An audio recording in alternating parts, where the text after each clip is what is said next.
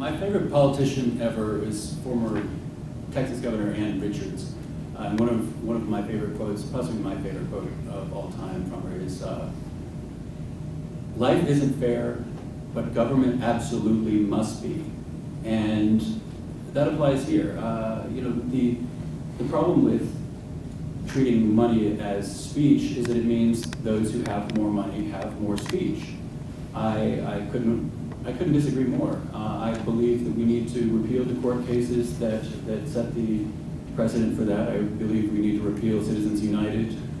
It's one of the main reasons I'm running for Congress. And I believe we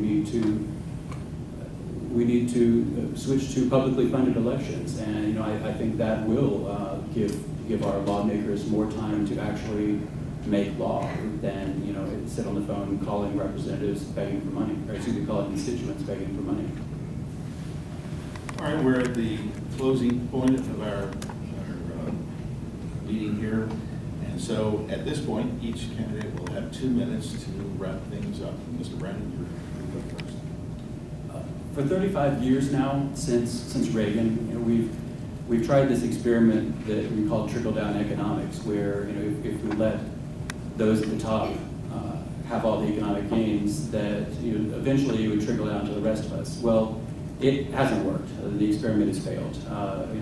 It hasn't mattered who's been in control of Congress. It hasn't mattered who's been president. We've had a system where for 35 years, all of the economic gains have gone to the top. And in fact, it's gotten to the point where in the United States, it's currently harder to move out of poverty in the United States than it is in any other significant country besides the UK. We've lost the American dream. We need to bring it back. We can be a nation that provides health care for all our people. We can be a nation that provides child care for people who can't afford to work and care for their child. We can be a nation that provides a minimum wage that doesn't require people work 3 jobs just to be able to survive.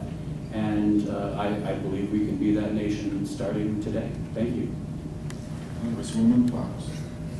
Thank you.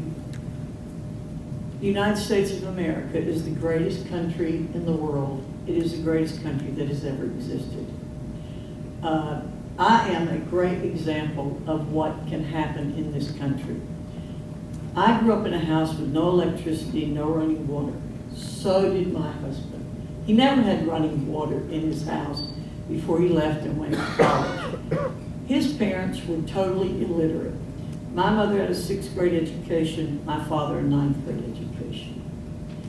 Because of the opportunities in this country, we have been able to achieve some material success and other successes. We both were fortunate enough to get good educations, but we worked hard. No one gave us anything except opportunity. So far, this country still has that for every person in this country, no matter your station in life. If the Lord gave you talents, you can develop those into anything you want to be. I tell people I could never be a concert pianist because I don't have that talent. But every young person, every person in this country can be what he or she wants to be. What I want to do is preserve that opportunity that my husband and I had for every person in this country, regardless of race, gender, creed, religion. Everybody can do that. If we have too much government, that freedom to use your talents to become what you can be will go away because the government will take it away. Capitalism works. The Judeo-Christian ethic works. The rule of law works. Everybody should be treated the same. I certainly agree with that.